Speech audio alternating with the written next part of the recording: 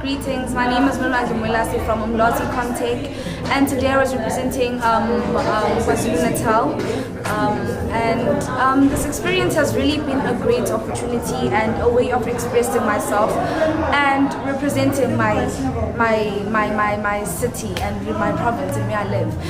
Basically, it started off as a competition. I was quite confident when we started off because it was easy, and so I won this district and I moved on to the provincials, and then I also won the provincials. So today I'm representing KwaZulu-Natal for the nationals, and I am quite excited and proud of myself that today I made it thus far, and I have won #1 for storytelling for Inkosi Luthuli. I am really grateful for this opportunity, and I am encouraging others to engage in this activity. It is really fun and mind-opening, and it's a way of touring and exploring. So yeah, it's a great thing.